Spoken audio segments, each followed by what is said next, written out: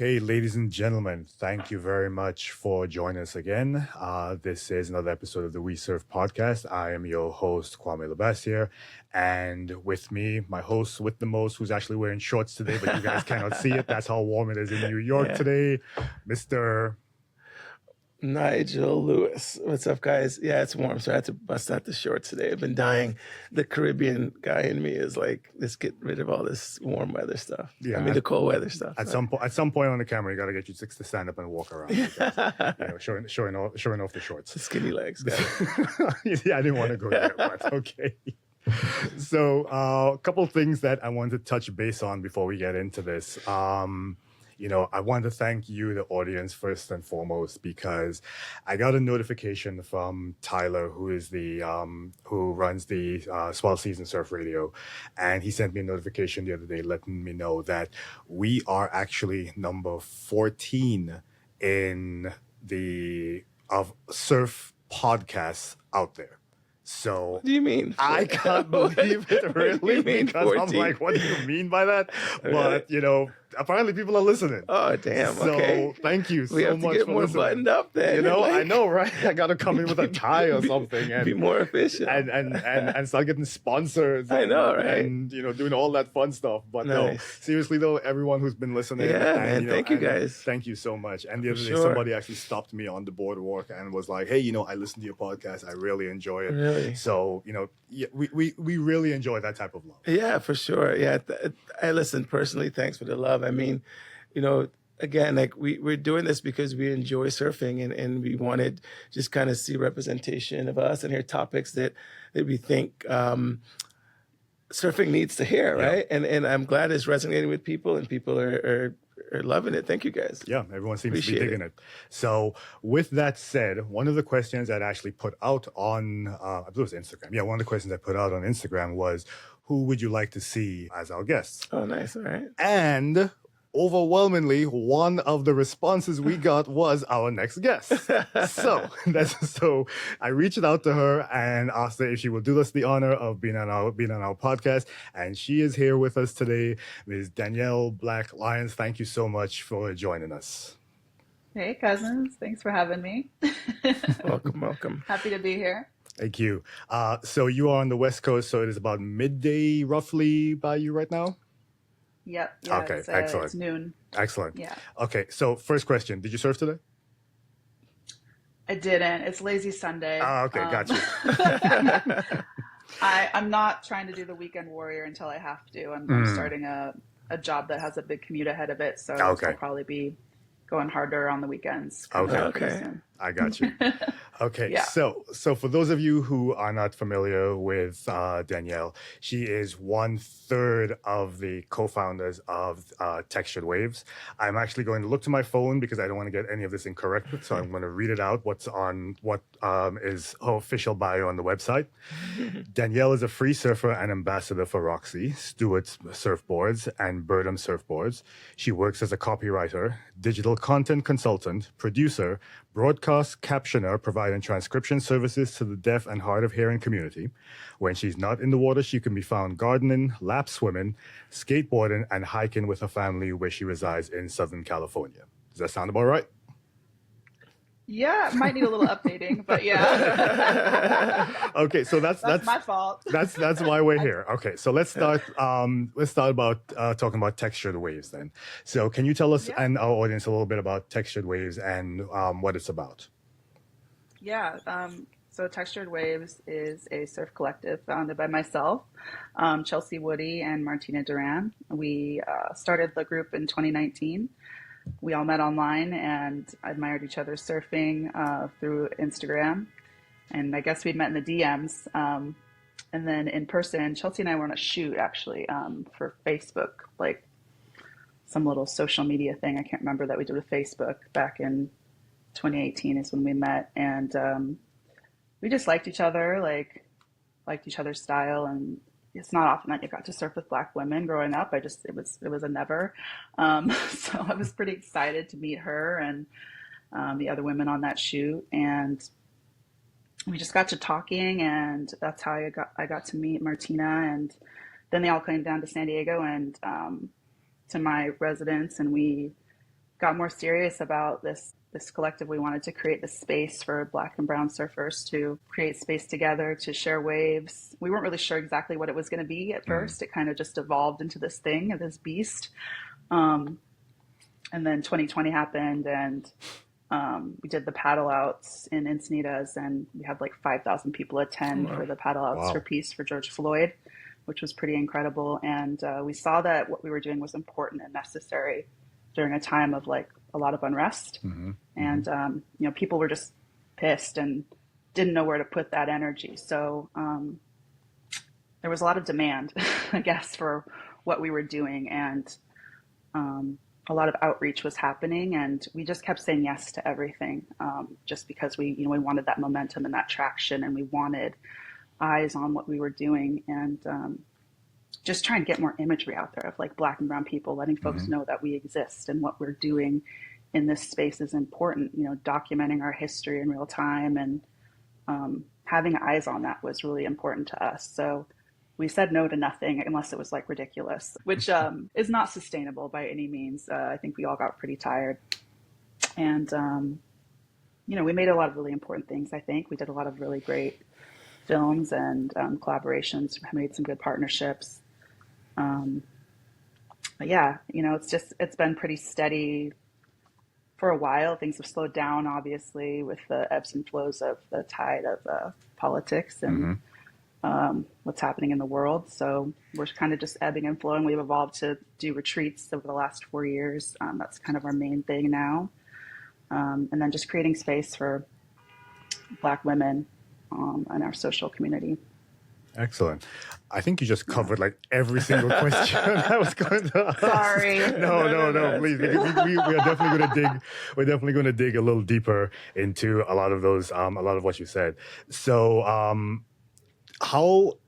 one of the first things that you said that I really liked was that you guys met online and formed the collective from there, or rather the impetus started forming from there. You met online. So literally, I guess that's one good thing you can get out of social media. It's not just, sitting down and staring at your screen and aimlessly scrolling. Just the fact that you guys were actually able to meet online and admire each other surfing, as opposed to, oh yeah, they can't surf or anything, or blah, blah, blah, blah. Because, so many times people see each other or see other people online and they're like, oh, this person ain't shit. Whatever, I can surf better than that. I can surf better than that. But just admiring each other, no. So that's, I really like that. And that's actually a message to a lot of people as well. So you never know who you might meet, if you put it out there. There's catfishers out there for sure. I mean, I'm sure I didn't know what I was going to get either until we met in person. And I'm sure they felt the same way. But we were able to, I guess, like show who we are, and we liked what we saw. So yeah, I've met a lot of people that way. It's really strange. Like growing up, you were always told, stay away from like anyone you meet online. Like that's just a no. And now that's how I meet most of my friends. It's such a different world now. So very strange. And how did you come up with the name for the collective, Textured Waves, or who came up with it? I think it was Chelsea. That came up with it. We had this other name that was, what was it? It was called Skin Deep initially. Skin Deep. And then this other pro surfer, oh gosh, what was her name? She came out with a film around the same time. Her name is on the tip of my tongue, and she's very prominent surfer too. Oh, Felicity Palmer. Okay. Flick, yeah. She came out with a film called Skin Deep, where she was surfing naked. Yes, I do remember that one because that caused a little controversy for people. Yeah, some people that caused some controversy with some folks, but yes. Right. I mean, she's totally cute, and I mean, I'd do that too if I were her. But we felt like the timing wasn't. They were like, no, that's not the name. That's not the name. So we wanted to play on like our hair, the curls, the texture of our hair, our skin tone. So that's where Textured Waves came from, was just, I think it was Chelsea was the brainchild of that one. Why the need to start Textured Waves? because I know we always talk about like not seeing ourselves in the water as much, but that there's something that happens that takes it from, oh, I like to see more, people look at me in the water, to like, I should create something to bring more people like me in the water. What sparked that interest for you guys? I think individually we all, grew up surfing in different locations, and,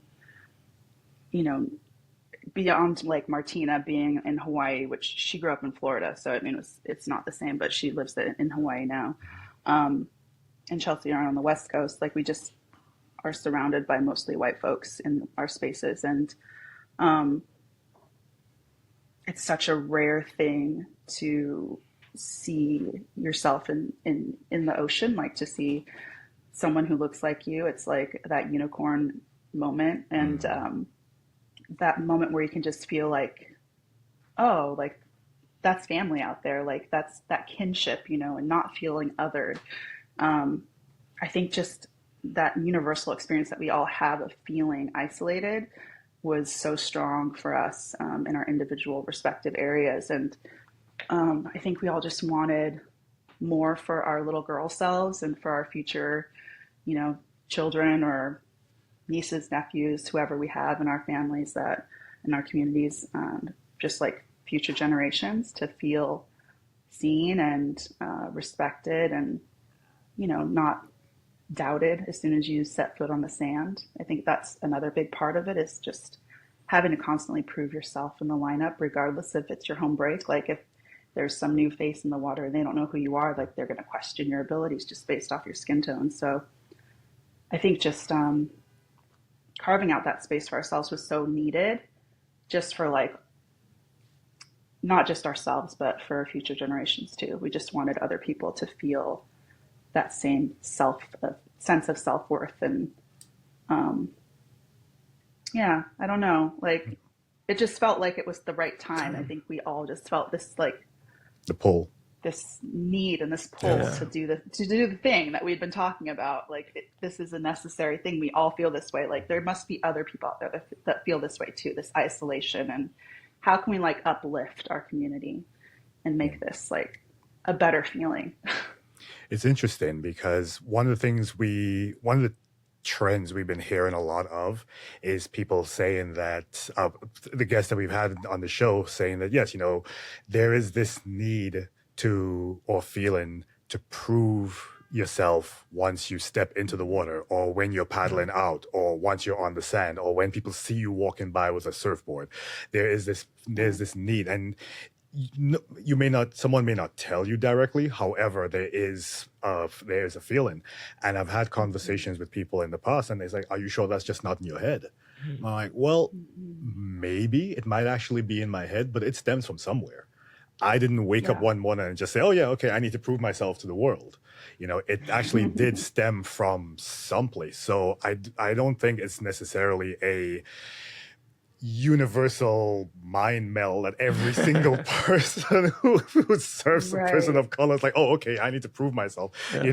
We feel it on different coasts, we feel it in different parts. So so that's very interesting that it stemmed from that. And because remember, Farmy said that on our last podcast, on the podcast we had with them, and Greg Rochelle said the same thing as well. So we've been definitely hearing that one trend. So again, viewers, listeners, if you are not a person of color, and when you see people paddling out, I mean, I'm not saying give them all your waves unless it's me. Give me all your waves, but at the same time, people need to feel welcome. I mean, it's interesting because I have noticed that too, but I think it's also a little bit unique for us because, and I'm not sure if you face the same thing, but you get it almost from both sides, right? Because I remember, I would take the subway from Brooklyn with my surfboard when I was in high school, heading out to Rockaway, and Brooklyn, Bed-Stuy back then was predominantly like a black neighborhood. So I'm getting the looks like, what are you doing? Why are you doing this white sport? Where are you going? And then it's almost like I have to prove to them, no, we can do this too, right?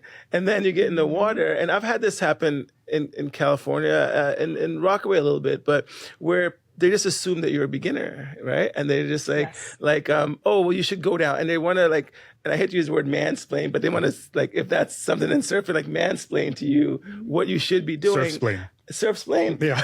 And they didn't see me surf. They haven't seen me catch a wave. They're like, Right. Yeah. And I say this a lot, and I could be wrong about this, but I think it's like not uniquely American thing, but it's a very American thing because of the boxes that we get put into due to like color or class, whatever, but particularly color. So it makes sense.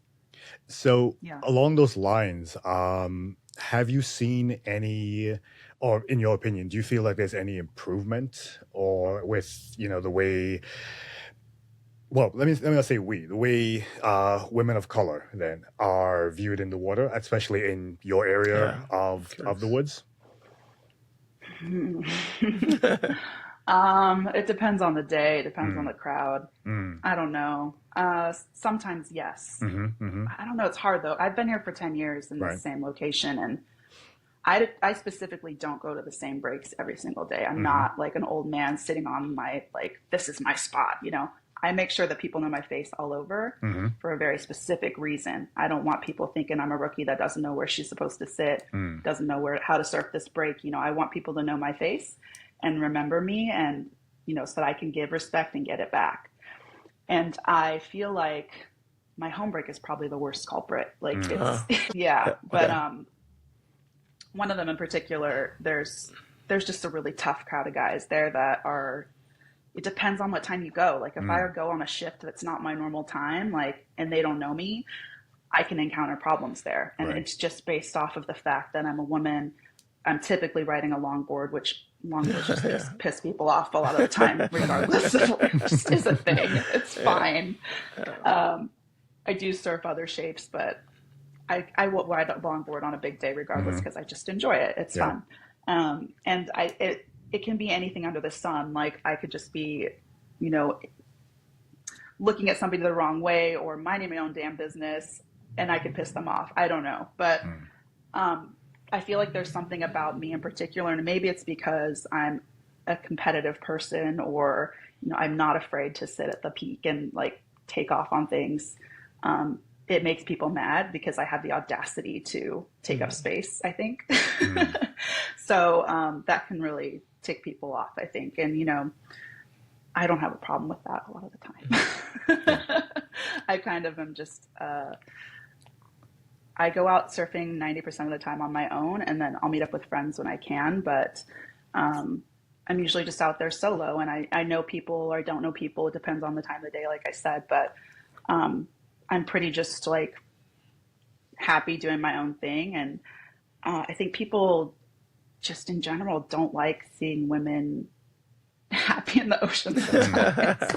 I don't know. Yeah. Like the joy factor just rubs them the wrong way. Some people are just out in the ocean angry, floating, and they're dealing with their demons, and that's fine. But yeah, I've experienced that a lot. I mean, I've been thinking about that. And then other days, people are happy and nice. It just depends. I've been thinking about that somewhat. And, I think that, nobody quote me on this one. I have not done the scientific study on this, but so nobody please quote me. This is purely just what's been rattling around in my head. And I know that a lot of times like men in particular, Y chromosomes, may see a woman surfing and think to themselves, oh, she is better than I am. How dare you be better than I am when I'm supposed to be the stronger one and the better one? So sometimes, because I've actually sat down and watched, because I have a sociology background, so I tend to watch people a lot. So I'll paddle out and literally just sit down on my bright pink longboard, foamy, talk about upsetting people, and just watch. And I will see guys like paddle for waves and try to go for them, and then they just can't get it. But then here comes along someone who's just like, oh, okay, you're trying to go for that? And then, one quick paddle, and they're in it. And not just in the wave, but they are just one with the wave as they're going down the line. And you could actually see the frown and the scowl start to appear on people's faces. I'm like, dude, it is not that serious. Let it go. Super Burrito is right up the street. Go get some food, man. But hey, and on top, and the final thing I'm going to say on that is, if they're upset at you, Danielle, I'm sorry, they should go to your Instagram and watch some of those Fiji shots that you did, especially when you were surfing Cloudbreak. So just tell them go do that, because chill out. No, you know what? You shouldn't have to prove it, but you can surf. Yeah. I mean, I I don't know. Surfing's such a conundrum for me sometimes because, I started a long time ago. And during that time, it was definitely like a certain type of surfing. But I think like the word like soul surfer was thrown around a lot, right? And people, at least the way I was taught, is that you surf like for the purity of it. And, like there's a different kind of love that I associate with surfing. And yes, I get angry at people, but it's not really about what they look like. It's more like, are you surfing properly? Are you in my way? Are you causing problems? Not so much like, why are you out here? So it's hard for me to understand it, but I think people are just like, they're just angry, like they're just angry. Like for them, it's like I want as many waves as possible. And I don't know if it has a little bit to do with selfishness. I don't know if it has to do with like the fact that you're a woman or color. And I try to kind of balance it out, but I feel this way actually about the surf industry as a whole, is that it's strayed away from what it truly is. Like everyone wants to rip and they want to do this. And the people are just out there like, I just want to catch a couple fun waves, right, as long as possible. I'm not trying to be like flashy or anything like that. Like the people who are better than them are going, well, no, well, that like, we'll let someone who can do an air catch that wave. And, like I feel like there's so much nuance in, so sometimes I question, is it just like the ego and the anger of, men predominantly, obviously, because they're the majority in the lineup, just being like, maybe you're wasting the wave. Like, how dare you? That wave was barreling and you can't even get barrels. So why? Like, I don't know, there's so much anger in surfing sometimes that I'm just like, why? Yeah. But yeah, no, Danielle, what do you think? What is your opinion on the surf industry, speaking of? Because we've seen recently, this year actually, a lot of the major surf brands starting to shut down and close shop, close doors. And, it's almost like, it's very interesting, at least for me, because I'm looking at it from the perspective, like, is this the time now for the mom and pops to try to come back because the huge mega corporations now are shutting down because they stepped away from what surfing is supposed to be? Or is it just we're just going to go along like this for the next decade or so and see where it ends up? I'd love to get your thoughts on like what happened and where we are right now with the surf industry.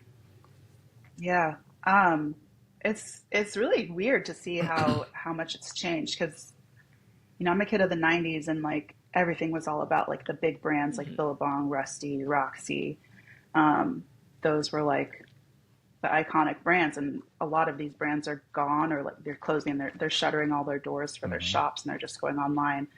I wanted to correct you earlier. I was an ambassador for Roxy. I'm not anymore because of what happened with Authentic Brands taking over and Board Riders is no more. So,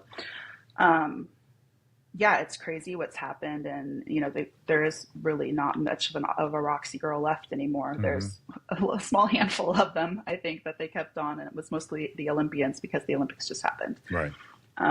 So it's sad to see that kind of end of an era because I think that's truly what it is an end of the surf industry as we once knew it. Vans has just laid off a ton of employees. Red Bull's going through layoffs. Like all these big brands and corporations everybody's suffering. Like we are in the process of a recession, I think, right now in general. So I definitely think it's time for, small businesses and the mom and pops to rise up and for creativity to kind of and take over and, new innovation to kind of be at the forefront because you have to think creatively in times like these. So yeah, I think it's really interesting that we're going to just kind of sit back and see what happens. And I think there's a lot of promise. I don't want to get like down in the dumps that the big giants are going away. I think that can only lead to good things. Yeah. And for people to kind of think outside of the box as far as like what they want to do and to reinvent themselves. Yeah. Yeah, I completely agree with you. I think that this is the time for the mom and pop. The number one thing that's happening in the last maybe 5 years or so, maybe a little bit longer, is because all these big brands, I think, lost sight of how important that specialty retail store is. And it's like, I can make more money going direct to consumer, so why do I need this? But they don't realize that those stores are like, that's the soul, right? You're not getting soul on digital. Like, I'm sorry. Like, you have to be really creative to make that happen. But all the mom and pop said, okay, you guys are abandoning us. We're just going to create our own brands. And they started either the shop names or these small brands. And because everything was so easy to do, and they figured out they were doing their own board shorts, their own tees, and people were like, "Oh, I want to support you, so I'm buying your product." And it's a board short that's stretchy like the big brands, and it's so I think now more than ever, we almost had this like cleansing, and surfing. What I hope is going to go back to this kind of like almost the authentic thing of like day one again. It's like, you know what, I surf because I love to surf, and that maybe it's just me, but be like, you can do two things. Like you can be authentic and also make money, and you could keep the core of the heart of something and also make money. I don't think they have to be separate. And so I say all that to say that I have no love lost for the direction that some of these big brands have taken, because I appreciate them. And there was an era that I loved it, and I was like, I'm all here for it. But then you start, you see them like kind of like pull back from the core. And yeah, so I mean, I don't know. I'm upset, but I'm here for the little man to start making his mark.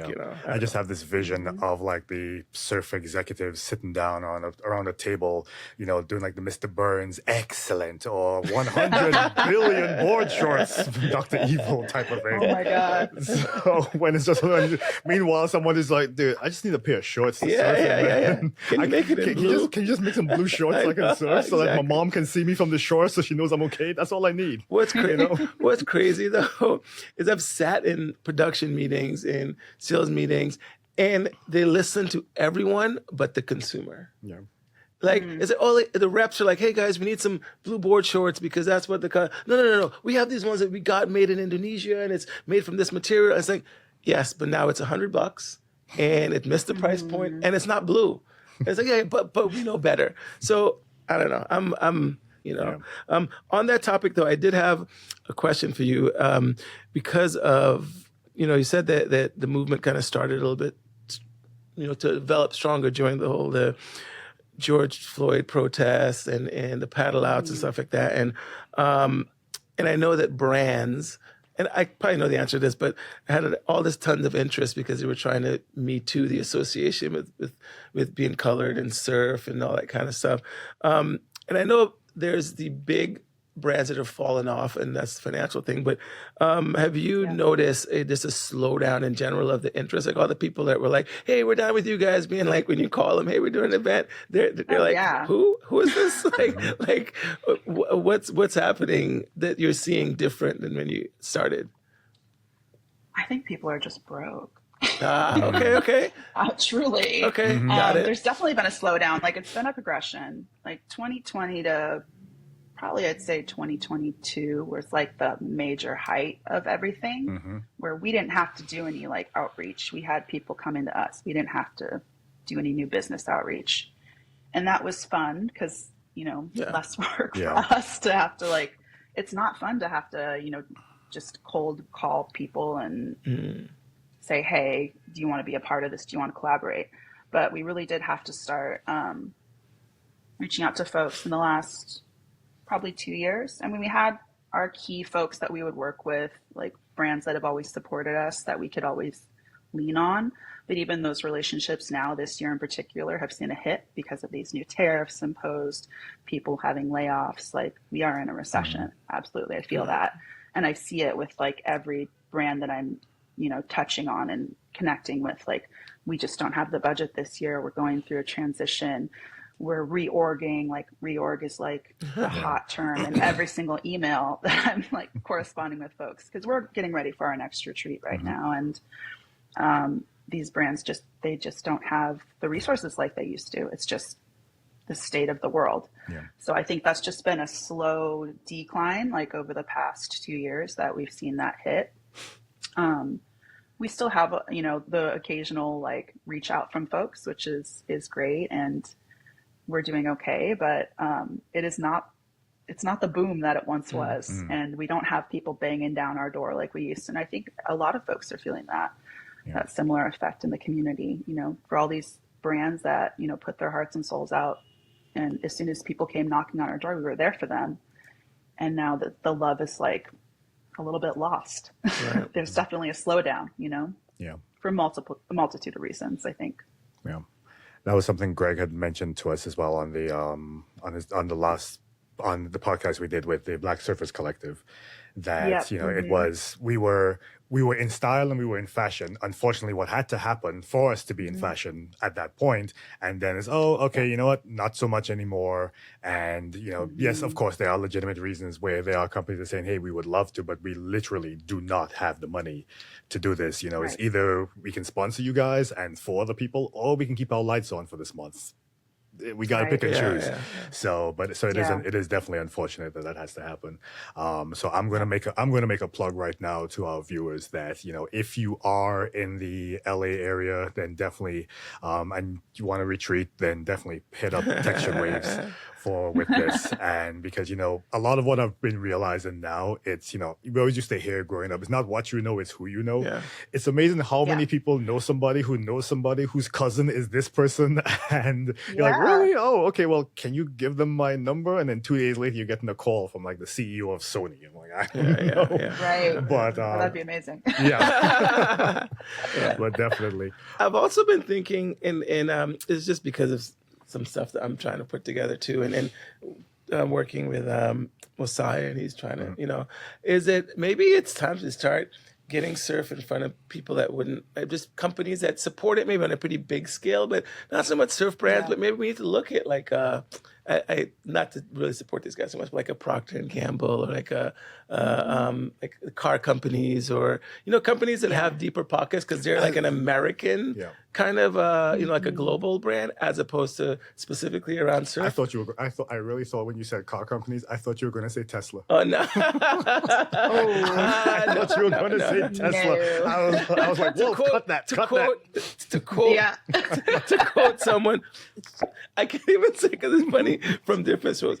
What are you talking about, Willis? Like, never. That's not good. But that's okay. But I feel two ideas that I've had in my mind is that surfing and surf shops in particular need to move to like a co-op model, right? Have the community be the board, right? Let people come in and work, do things, and support surfing for like a bigger group than just like it's two people that own a surf shop or own something and they're doing it. What would that look like if you got people coming in, everyone either like chipped in either financially or chipped in service, like what are you good at? And let's build this surf shop or brand where we're all part of it, right? And then we let that out there and there's like a membership, whatever it is. And I've been thinking about that as a model for a shop for a long time. What if 30, 40, 50, 100 people were the owners and because the end goal was to have surfing be more accessible and not just, I don't know, this is how my brain works at times. But anyway, I think we should start reaching out to those brands that aren't even thinking of surfing and be like, oh, wait a minute, that could be cool. Because they may have deeper pockets, you know. True. They do. They do.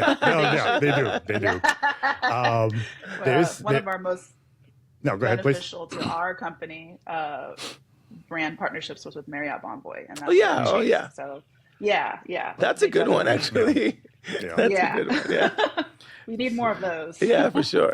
So, Nigel, there's something you said which I want to touch on. You said that it's hard to get soul across in, what was the term you used? It's hard to get soul. Oh, on digital? Sorry, it's hard to get soul across on digital. Okay, so I'm going to take that and move that over to, Danielle, you were in Jamaica filming. So let's talk about that YouTube gem that you put out there. So you are of Jamaican descent, correct? Yeah, my dad's side. Okay. And so you went back, it's safe to say you went back home and you did a whole YouTube, not even a channel, it was like a YouTube series then on going back to Jamaica. And so what was that like going back there? Yeah, I went back for the first time. It had been about 15 years since I'd been back, and I grew up going there a lot more often. Then my brother and I got more involved in sports, and just got harder to go back all the time. And then I got married and had a baby, and life happened. So yeah, it was really cool going back. My mom actually bought a house 2-3 years ago, I guess. And she's on the Cliffs in Negril, which is like our favorite place to go. And my family's all in Westmoreland in Negril. And it just made it more accessible for me to be there more frequently. So I started to go back, and I think it was think it was the first time I'd been back that I I had a travel budget for Roxy, and I was still with them at the time, and they were just like, we have this campaign called Currents of Cool, and it's Caribbean inspired. So they'd already like done a little shoot with the models, and they were like, we'd really love to do something, with you. And I was like, well, I have this idea for this Jamaica trip that I'd like to do. And I had a cute title for it, and everything was like Roots Roxy Reggae. And they were like, let's just call it Jamaica. And I was like, oh. No. No. Oh, Roxy, you messed up on that one. No, you should go with Roots Roxy Reggae. You all messed up. I tried. You done messed up, Roxy. Like a cute little deck. Yeah, right?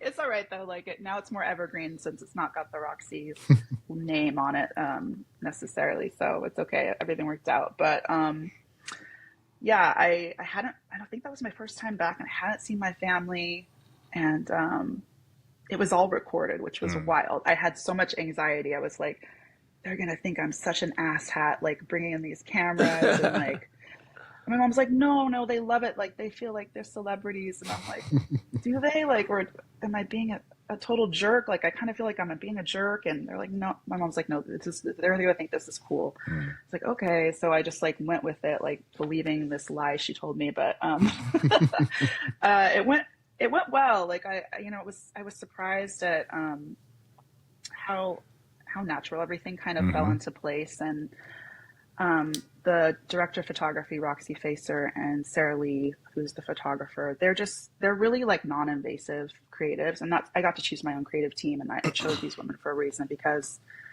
they just kind of stood back and they captured everything really lovely, but they weren't like camera in face, and they allowed everything to just kind of unfold naturally, which I really appreciated, because it was a very personal, like intimate moment that I agreed to having recorded, but I felt like in that moment I was very like second guessing, questioning, should I be doing this? Is this the right way?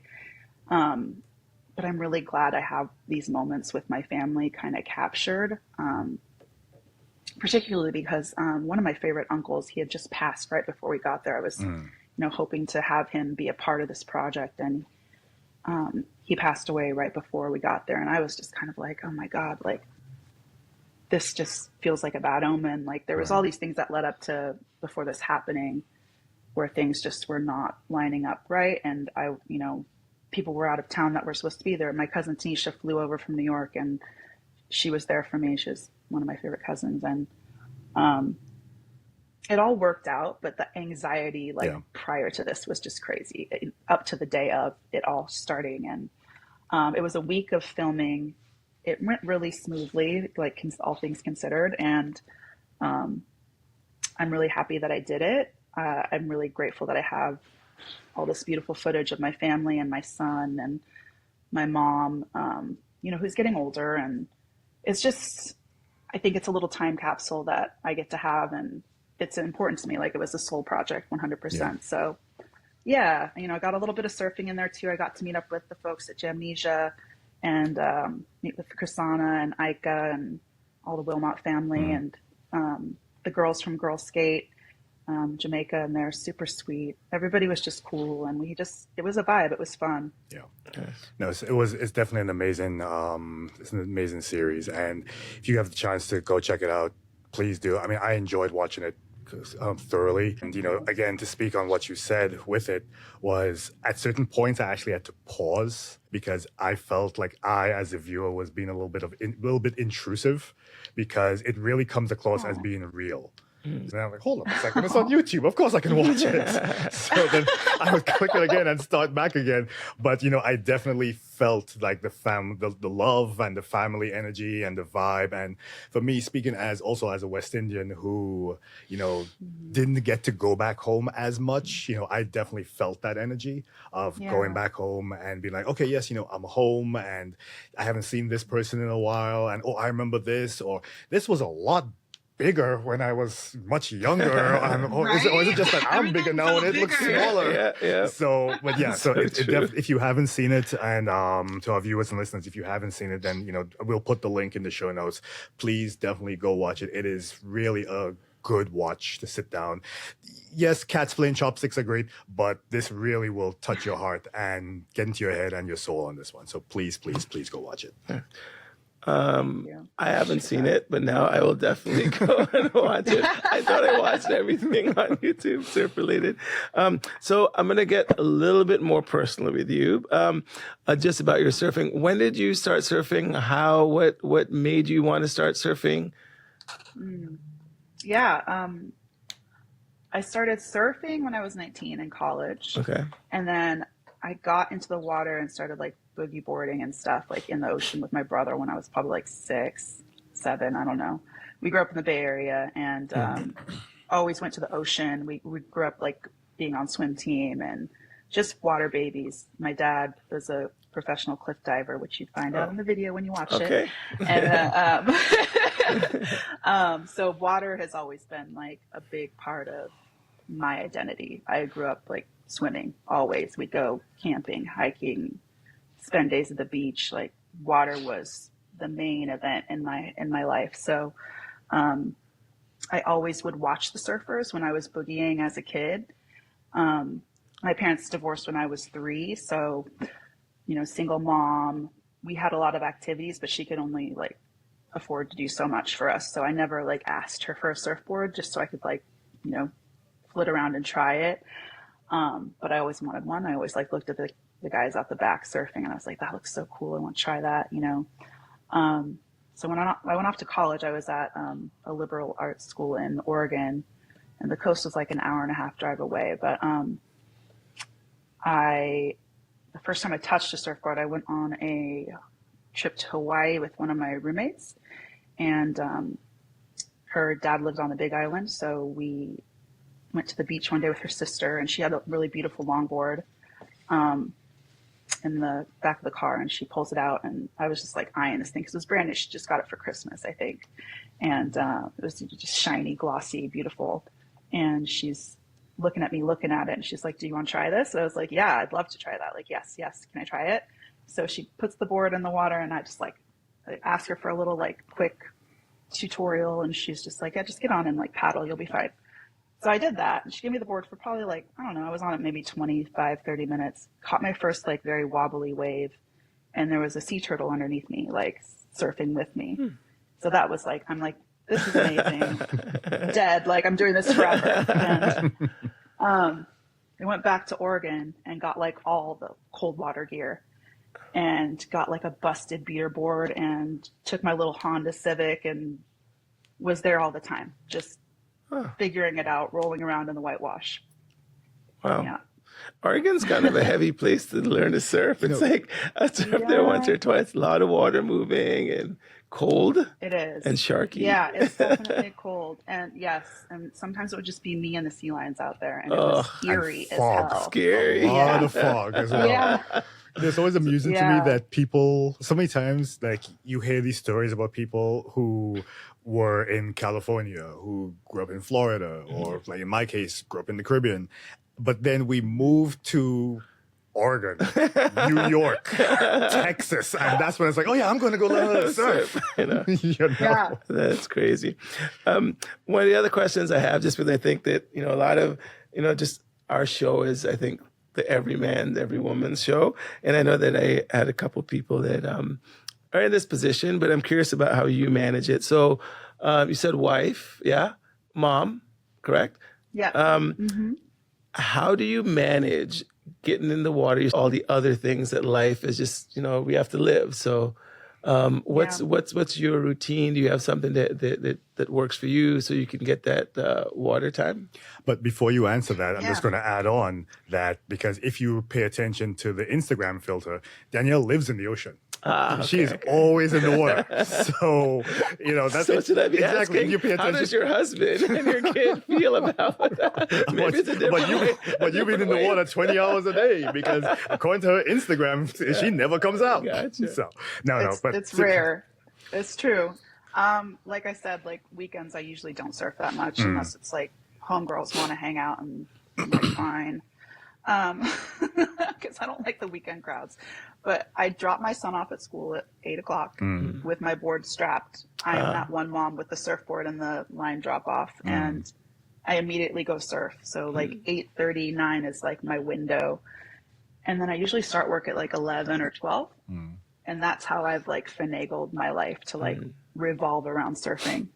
Yeah. It just wouldn't work any other way, I don't think. My husband has always been very patient and like respectful of like my need for water. I'm very lucky I married a non-surfer who I don't have to fight for time. Yeah. I think that's the secret. Gotcha. Like my friends with new babies and they're surfers, they're like, yeah, we got to trade. I'm like, I don't know that struggle, bro. I'm sorry. He's great. He's always been super supportive. He knows like if I'm a grouch, he's like, you just need to go. He's like, have you surfed? Are you going to surf today? I'm like, I'm going. Yeah. You know, he's really all about that. And he knows it makes me better. Like it makes me a better mom, makes me a better wife. So it's 100% a mental health thing. And if we want a nice, kind mom, we send her to the ocean and let her come back smelling like seaweed. Good. I wrote 2 articles one time. One was called Why You Should Date a Surfer, and the second one is Why You Should Not Date a Surfer. And they basically revolve around that. Like, you know, just understand you will come second to the waves. You know, there will be sand everywhere you go, you know, but at the same time, when they come back from the water, this will be the happiest person you ever have the chance to be around. You can literally see them glowing, and their glow jumps onto you afterwards. So again, I'll put the links in the show notes, but so many people have read those articles and they're like, yeah, that's true. That's true. That's right. True. That's true. 100%. So, and the sand part is real. Yeah. Oh yeah. In my trunk. Oh yeah. I surfed today, and I went and I took a quick shower, and I came down to record. And I know when I go home, I'm going to take a proper shampoo hit, and there'll be sand everywhere because I know there's like I can feel it. I can feel it in my hair right now. I know there's tons of it on me. So, are you guys doing anything? I know you said you were doing retreats, but are there any community-based type events, like locally that you guys do or involved in that people can either be part of, or that is something that you guys enjoy doing? Yeah, so we have our retreat coming up in November in Nicaragua. This will be our second year going there, and I think we already have 8 out of 10 spots filled. So there's just 2 left if people want to snatch those up. We've also created an ambassador team, and actually Farmy and Autumn are part of that. Oh, nice. There's 2 of our ambassadors on the East Coast, and we've got women from Hawaii and the West Coast as well, and Canada. So we have an ambassador team that's going to be repping Textured Waves, and just, you know, we want our community to reflect the people that are in it. So we have some really great women that we'll be introducing this month. And then we just had a meetup, I think it was a week or 2 ago, in all 3 locations. So I'm in San Diego, Chelsea's in Santa Cruz, and Martina's in Waikiki. So we did like a trio of meetups all on the same day, which was really fun. I think Oceanside had the crappy weather. Unfortunately, we got the short straw, but everybody else had good sunny day and good waves. So we'll probably try to do another one this summer if we can. It's hard though, because, you know, we all have, you know, full-time jobs, and Textured Waves is more a labor of love that pays us a little bit, but not very much these days. So it's really about time that we have, and hoping that we can create something though, some more space for folks to meet up and surf, because the meetups are really fun and people I think enjoy those. Right. Do you guys have merch, or have you started putting out like tees or rash guards, or like? We do. Okay. Yeah, we have merch, but we're not really good at like the sales girl thing. Gotcha. We did a head to toe collection with Vans. Nice. That was a year or 2 ago, and that sold out pretty quick. And then we've got a towel collaboration that we did with Slow Tide. Yeah. I think that's probably all gone now too. So we're ready for another brand partner to like do something with it. Like we have little t-shirts and stuff. We just don't. I mean, one person would have to hold on to all the inventory and stuff. Right. None of us are like, yeah, I want to be that girl. Gotcha. we don't really push the merch so hard. Right. We have it, but you just gotta kind of email us and ask us. And, Got it. You guys have any? So the first time you and I met, well, you, myself, and Martina met was on the East Coast in New York. Do you guys have any plans on coming back out here anytime soon? Oh, I want to. I know Martina's coming out there actually this summer. I think Okay. she's coming back. I think she's got a wedding. And then one of our ambassadors, Olga's coming out there. She's never surfed in Rockaway, and she's from New York. So I told her to hit you guys up. Oh, definitely. Absolutely. Hit up the homies. But yeah, I don't have any immediate plans, but I would love to come back out because I know that was a very tiny, tiny like sample I got of Rockaway waves. And it was such a little day. It was cute, but I want the power. Yeah. She is being polite. That was one of our perfect, glass where it looks literally like a pane of glass Rockaway days. It was flat. There was nothing. There wasn't, but it was cute, and I could see the potential. Yeah. But it always makes me laugh because sometimes we do lessons and people come in like, "Oh, is this what it's always like?" I'm like, "No, Rockaway is really New York. Some days it's just like that, and other days you can barely get knee deep before it throws you right out." And it's like, "No, you're not supposed to be here." So, but it is a lot of fun though.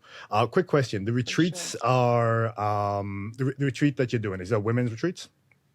Yes. Oh, okay. Retreats, Epic. Yeah. So, and as you do that, do you find that you get where do the majority of the participants of the retreat come from? Are they mainly West Coast based, all over the country? Do you get people from different countries to come through? Yeah, we've had kind of a mix of everything. A lot of East and West Coast folks, and then we've had Canadians, had people from Costa Rica. Trying to remember if we've had anyone from anywhere else, other countries.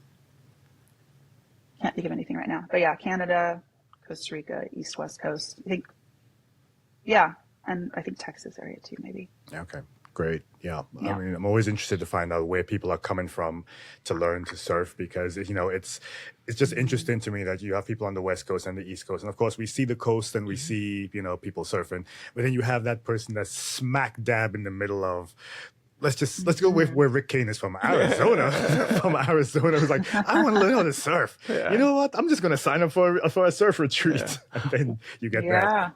What do the retreats entail? Like, what are you guys doing when you go? Yeah, so they're pretty busy. Like, there's not a lot of downtime, and I'm wondering like if we need to change that a little bit because we just have folks running the whole time and it's nonstop. They're full on. So the mornings are like, we start off at like I think 6 or 7 with yoga and then do our first surf session, come back and have lunch and surf again immediately after for sunset, dinner, and then a little time in the pool if you like have a minute, if you have the energy, but mostly people are like dead by the end of it. Like the double sessions, the sun in Nicaragua just like zaps you. It's so hot there.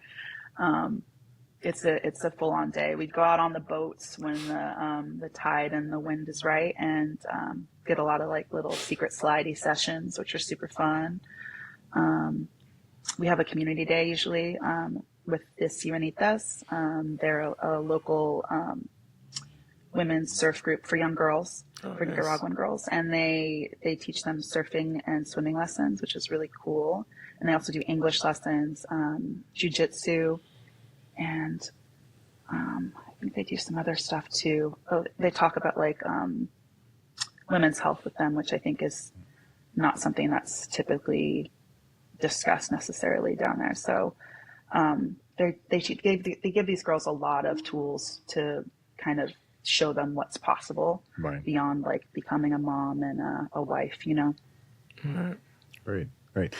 So I think we're getting close to that point. Nigel, you want to ask your board questions? I know those have become a staple right now. So your board questions. I always just ask around this time, like, what are you surfing? Like, what do you enjoy surfing? What board? Like more technical stuff? Like, are you on a classic longboard, a log, like what's your Alaia? Yeah, what's your weapon of choice when you're out there?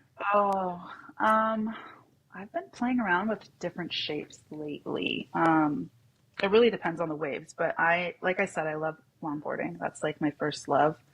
I mainly play with my fins more than anything. I like to mess around with fins and fin placement. But I ride anything from, right now my favorite board is my 7/8 twin pin, which is shaped by Kodai, who's the owner of Birdham Surfboards, and who I ride for. I test drive for him a lot. Oh, nice. So he always makes new shapes. It's super fun. It also rides as a 2+1 if I want to. And that's what I rode at Cloudbreak. It's a really great board.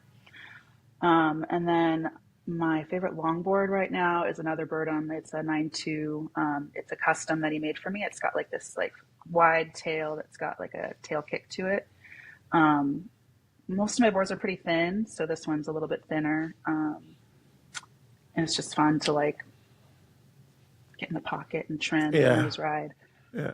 I also have a Michael Takayama that I really like. It's like a more traditional log, but not really traditional because Takayama boards are just kind of this crazy shape.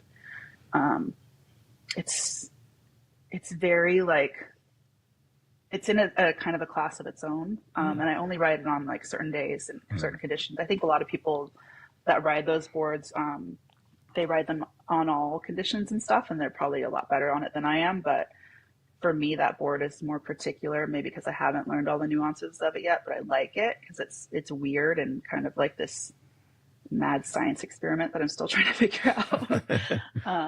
But it's a really fun board, and it's beautiful, and it's one of those like, you get the wolf whistle when I ride it. People are like, what's that board? That's sexy. I'm like, I know. It is. Like, I know. So what do you look for when you're like, what's your dream board? Like, what makes a board amazing for you? Could be long or short, but you like it to be a little bit loose. You want it to be fast down the line. You're looking for something that just keeps you afloat so you can get in easy. I think it's just a feeling. Like for me, I feel like Kodai, my shaper, he knows what I like so well that when I went to Jamaica, like that board that he made me, the custom, I hadn't even ridden it yet. And I rode it the first time during that shoot. And as soon as I got on it and like paddled and it got up, I was like, oh, this feels fucking perfect. Because he just knows my way of riding and knows what I like. So it just, I can get on any of his boards and it just feels good. Like that's when you have that connection between like shaper and rider where it's just like, I can trust him with anything, you know, and I know it's going to be a good board. So I don't know necessarily like, he shapes everything for me. I just ride it. I don't know. Like, you know what I'm saying? Yeah. I like a thinner rail. I like a little bit of a tail kick. I like a faster board, I guess. Right. But again, I like to play with fins and like placement and move things around. I'm like, this is better for nose riding for me, moving it this way, that way. I like this shape. It's more fast. It has more of a pivot, whatever it might be, like playing with those kind of things. Whereas I leave Kodai with like the shape more, and he knows what I like. So I think it's just like lots of like trial and error and trying lots of different boards. Like I've never been afraid to like sell boards if I'm like, I don't really like this. Right. And like I'll sell it and I'll get something else. And then when something feels good, I stick with it and I'm like, can you make me another copy of this? Or like, can we tweak this and make this a little different? So yeah, it's just like figuring out what you like. And then that changes over years because your body changes, your surfing changes. You just kind of have to be unafraid to adjust and like make like little small tweaks to your boards, I think, until you find what you like.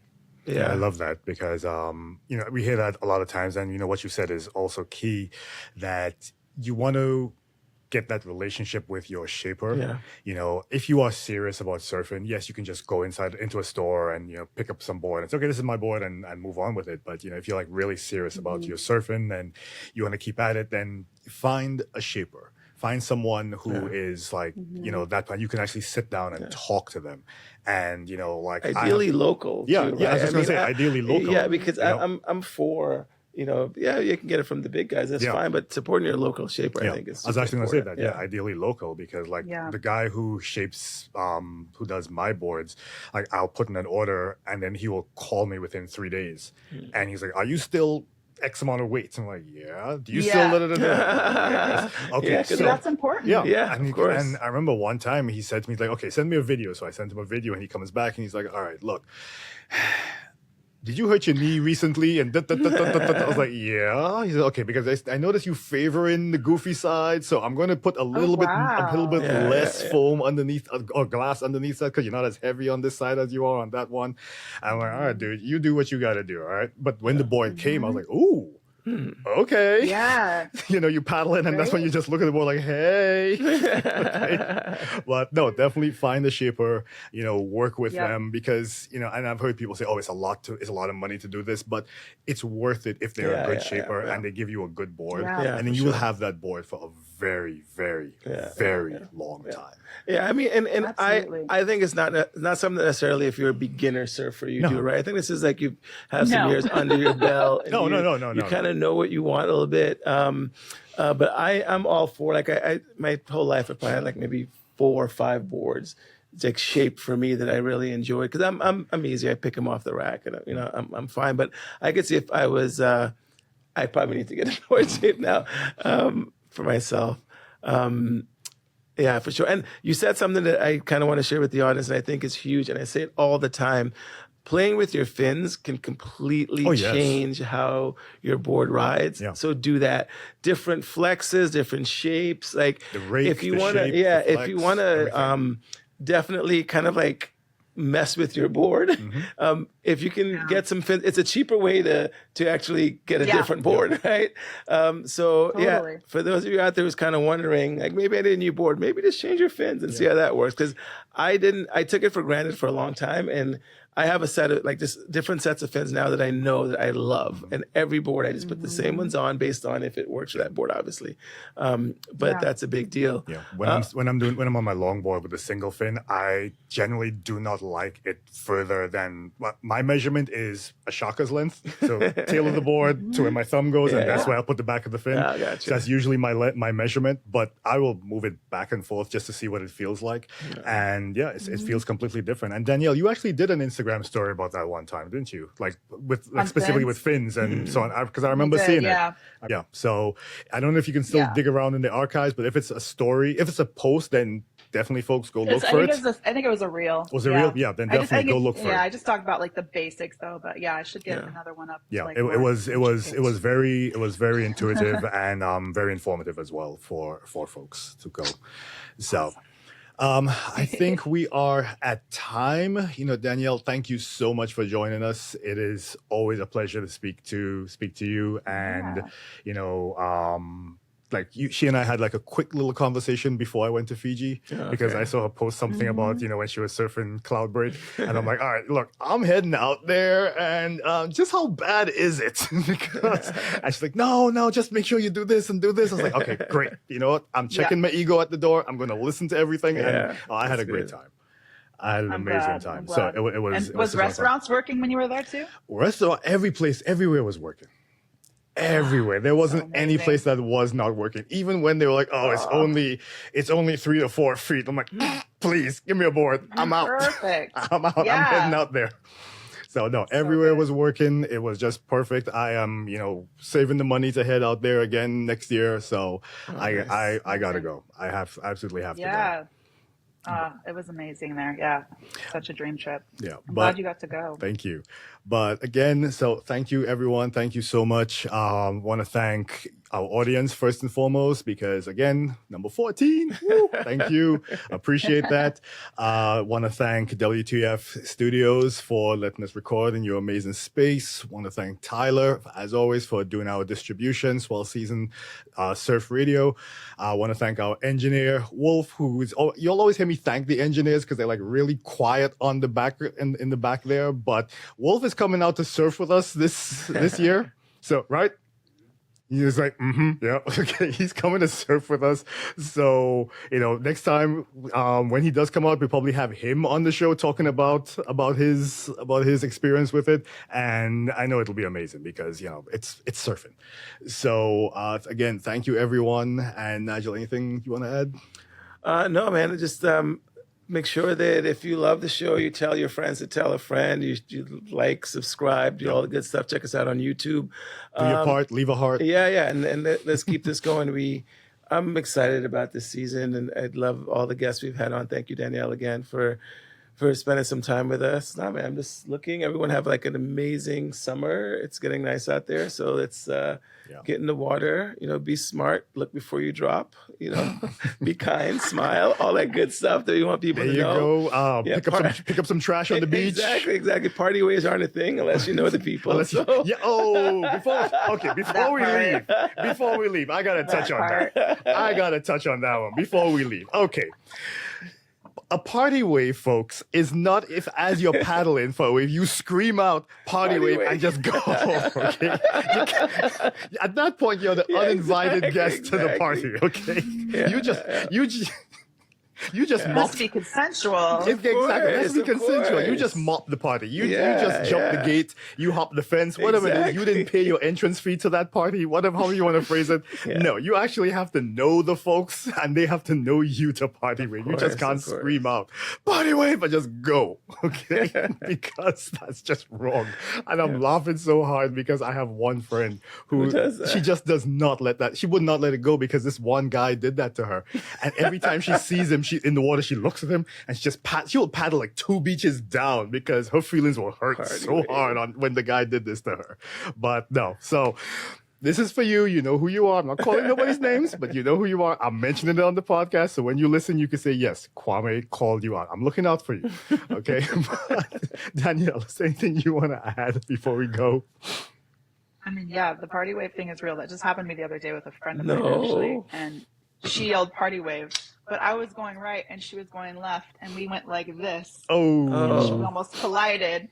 I was like, girl, you saw me looking right. And I didn't say party. Exactly. We didn't discuss nothing. I know. And these are people that you trust. So, of course. At any time. Anyway, all right. Great talking, great vibes, great energy. Binaka, thank you so much. Mahalo, everyone. Right. Talk to you guys later. See you in the water. You. Thank you.